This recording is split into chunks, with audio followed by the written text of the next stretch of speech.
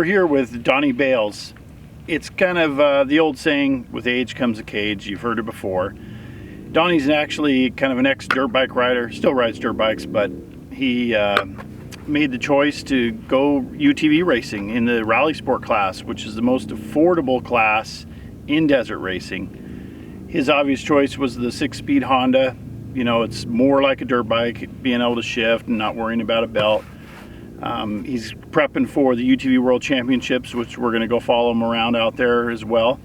But we wanted to do a little walk around and get some action shots and test out his car before the race, and we'll let Donnie tell you all about it.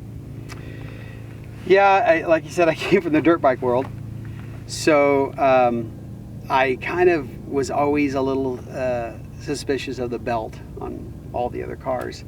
And when the Honda came out, and I had a couple buddies that race UTVs, I wanted to dip my toe into this racing.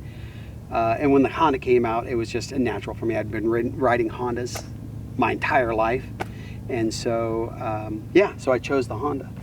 And I've raced it a few times in works racing already. And then I raced the Parker 250 last year and decided to kind of put a little bit more of an investment in the car. All right, well, let's do a walk around and show us what you've upgraded on the car.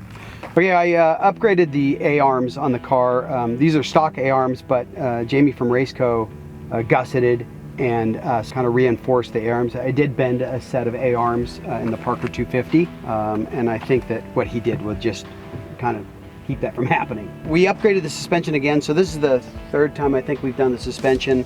Went to a little bit stiffer spring setup because it was too soft for the Parker 250, and then went from the 3-position adjuster that the Fox shock came with stock on the Honda to a 25-position adjuster. So previously in the Parker 250, I'd raced with a 4.3 offset wheel and a 30-inch.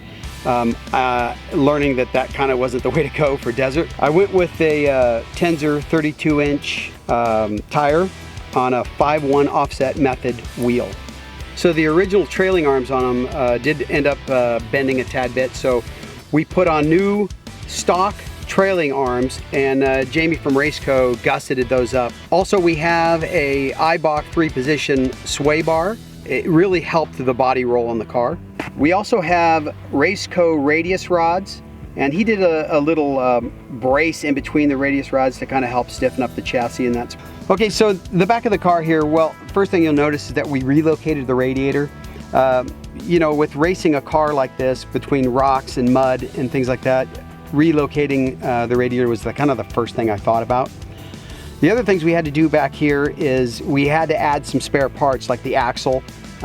Jamie from Raceco made the axle mount, and then we have a jack here that's actually comes this way as a kit from Rocky Mountain ATV MC. We have a 32-inch spare back here, obviously for the same size as the tires, and Jamie made a tire rack. So in the cockpit here, we actually had to add a couple of spare parts. We have radius rods zip tied to the door. We added Sparco seats and belts, the Evo L seat and the PT6 PD 2-inch belts to the car. These seats, they really feel good driving the car. We also added a Raceco passenger grab handle and spider grips. So we had to add quite a bit of stuff in the car to race the desert. We added a Lowrance 7-inch HDS Live Baja GPS, and Jamie made a little guard for it, a rock guard. We found out at Parker that you get quite a few rocks coming through the car. We added the rugged radio and their race intercom. Also, Jamie at Raceco, he builds steering wheels that have the push-to-talk horn, but more importantly, upshift and downshift on the steering wheel.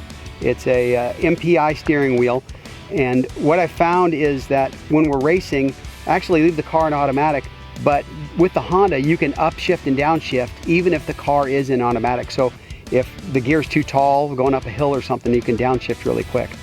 Works out really well. Baja Designs added all the lights on the car. We have a 10-inch Onyx 6 light bar in the front. And then they make a kit that bolts right up to the stock Honda headlight area, and the lights perform way better than stock. We did end up finishing in the Parker in the dark, so they really help. So we've done a lot to the car, and kind of we did this so that we hopefully can race this car throughout the season without having to actually turn a wrench. We've learned a lot from the works races and the other couple of desert races we've done, and we'll see, but I'm kind of looking forward to not doing as much work as I've done on it.